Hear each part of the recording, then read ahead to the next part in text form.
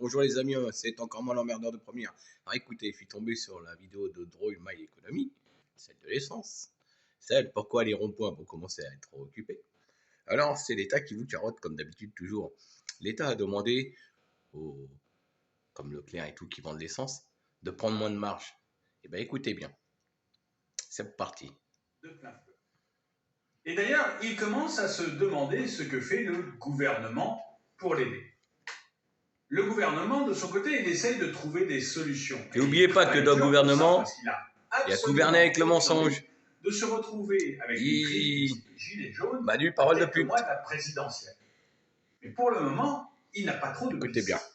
Et d'ailleurs, c'est ce qu'a dit la ministre de l'écologie, Barbara Pompili, aux députés.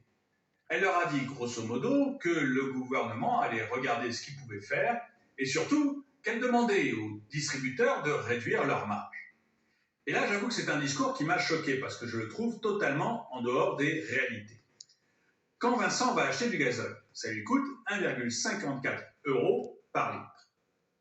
Dessus, les taxes, c'est-à-dire ce que prend l'État, c'est 87 centimes. Ça fait à peu près 60% du prix du carburant. Voilà. Donc c'est l'État qui gagne le plus d'argent. C'est l'État qui vous la met bien profond. Ensuite, il y a le produit brut, moutons. Ce que va finalement toucher Ahmed. Ahmed, lui, il touche 51 centimes par litre. Et puis ensuite, il y a le coût de la distribution. Ils sont bons, l'État. C'est-à-dire le raffinage, et puis ils vous ont fait porter la museau, jusqu'au distributeur. Ils vous ont dit d'aller faire prendre Là, la soupe à vos gosses. 16 centimes. Vous envoyez prendre deux soupes. La en troisième. fait, la marge du distributeur, elle est de quelques centimes seulement.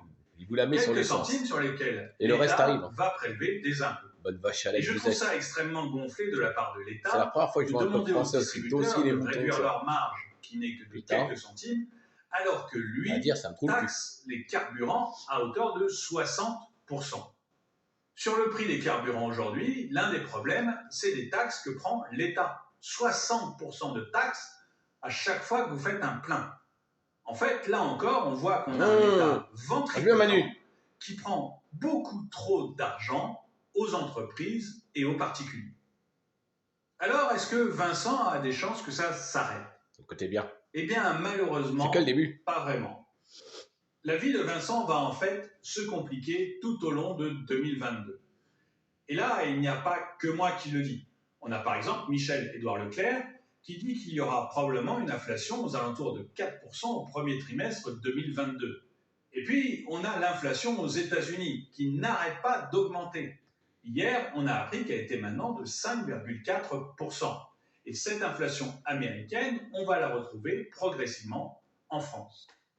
En fait, à mon avis, les seules solutions pour Vincent, c'est d'abord d'avoir une BCE qui s'occupe enfin de cette inflation au lieu de dire sans arrêt qu'elle n'existe pas, et puis avoir un État qui se décide enfin à être moins gourmand. Il faut mettre notre État au régime. Mais vous, qu'est-ce que vous en pensez? Est-ce que cette hausse des prix du carburant a un impact pour vous? Est-ce que la hausse générale des prix, vous l'avez constatée? Dites-le moi dans les